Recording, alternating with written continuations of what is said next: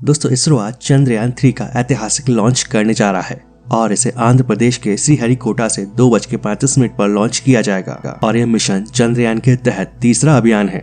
चंद्रयान 2 2019 को लॉन्च किया गया था और यह मिशन 3 उसी का फॉलो अप है। और अगर चंद्रयान 2 की बात करें तो ये पूरी तरह से सफल नहीं हो सका था क्योंकि चंद्रमा की सतह पर लैंडर और रोवर की सॉफ्ट लैंडिंग नहीं हो सकी थी। लेकिन एक दिलचस्प बात तो यह है कि इसरो ने चंद्रयान 3 को साउथ पोल पर 70 डिग्री एल्टीट्यूड पर लैंड कराने का फैसला लिया है और यहीं पर चंद्रयान 2 ने भी लैंडिंग करने की कोशिश की थी। और अगर सब कुछ ठीक रहा तो चंद्रयान 3 दुनिया का पहला मिशन होगा जो साउथ पोल पर लैंडिंग करेगा। और फिलहाल अभी तक तो स्पेस क्राफ्ट या तो इक्वेटर पर लैंड किए गए हैं या फिर साउथ पोल और नॉर्थ पोल से कुछ डिग्री पर लैंड किए गए हैं। चांद का जो पोलर क्षेत्र है वो काफी मुश्किल है और इसके कुछ इलाकों में काफी अंधेरा है और इन जगहों पर तो सूरज की रोशनी बिल्कुल भी नहीं आती है और यहाँ का टेम्परेचर -230 डिग्री सेल्सियस से भी ज्यादा ठंडा है। और यही वजह है कि यहाँ पर इलेक्ट्रॉनिक इंस्ट्रूमेंट काम नहीं कर पाते हैं। और सिर्फ यही नहीं, यहाँ पर कई किलोमीटर तक गड्ढे भी है। तो एक बड़ा सवाल ये आता है कि साउथ पोल में ऐसा क्या है और आखिर इसरो साउथ पोल पर चंद्रयान 3 को लैंड करवाना क्यों चाहता है।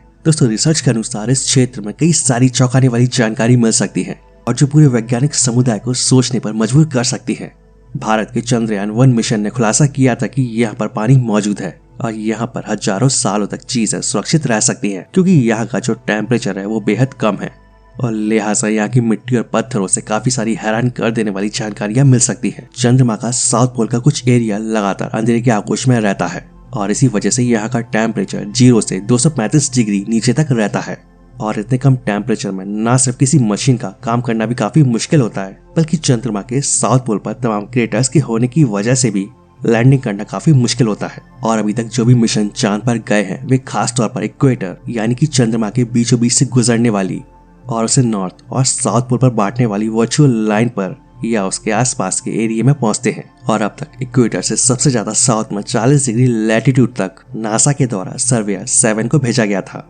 ऐसे ही चीन का चांगफो भी 45 डिग्री लैटिट्यूड पर चंद्रमा के फार रीजन जो कि पृथ्वी से कभी नहीं दिखता है वहां पर उतरा था। बता दें कि नासा सहित तमाम स्पेस एजेंसी चंद्रमा के साउथ पोल पर लैंड करवाना चाह रही हैं, फिर भी वो अभी तक ऐसा नहीं कर पाई हैं। और इन सभी तमाम कठिनाइयों के बावजूद भारत भी चंद्रयान 3 को साउथ पोल पर लैंड करवाना चाह रहा है और इसके कुछ बेहद खास कारण भी हैं। चंद्रमा का साउथ पोल अपने आप में एक रहस्य है और ना जाने कितने राज अपने सीने में दबाए हुए हैं। वैज्ञानिकों को लगता है कि चंद्रमा के दोनों पोल पर वाटर आइस यानी कि बर्फ मौजूद है और इससे पहले भी चंद्रयान 1 की जानबूझकर चंद्रमा के साउथ पोल पर क्रैश लैंडिंग करवाई गई थी और जिससे कि वहां पर पानी की मौजूदगी के कुछ सबूत मिले थे। और अब चंद्रयान 3 के जरिए चंद्रमा पर पानी मौजूद होने के प्रत्यक्ष प्रमाण जुटाए जा सकेंगे। अब क्योंकि साउथ पोल पर टेम्परेचर काफी कम रहता है तो इसलिए वहां पर मौजूद पानी वाटर आइस के रूप में होगा और अगर हम चंद्रमा पर पानी का इस्तेमाल कर पाते हैं तो वहां पर बेस कैंप बनाने और मनुष्य के वहां रहने की काफी बड़ी संभावना पैदा होगी।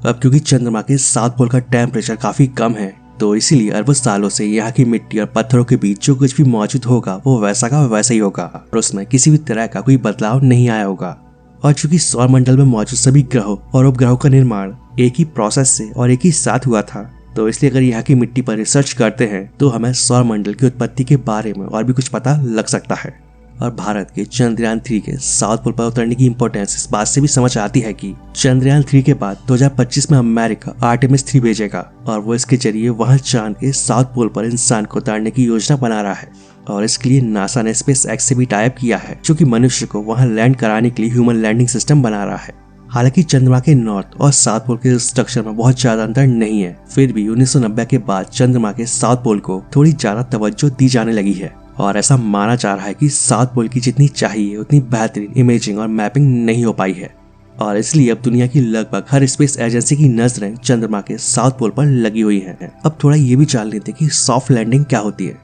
तो एक्सपर्ट्स के अनुसार चंद्रमा पर ग्रेविटेशनल फोर्स पृथ्वी की अपेक्षा कम होता है और इस वजह से वहां पर गिरने की गति बढ़ जाती है और इसी वजह से विक्रम लैंडर की स्पीड धीरे धीरे कम करके उसे चांद पर लैंड कराया जाता है। और जब विक्रम लैंडर चांद से 35 किलोमीटर की ऊंचाई पर रहता है उसमें लगे 5 इंजन शुरू कर दिए जाते हैं और इससे लैंडर के अपोजिट साइड में दबाव बनने लगता है और जिस कारण उसकी स्पीड धीरे धीरे 0 हो जाती है और वो एक समतल स्थान पर आसानी से उतर जाता है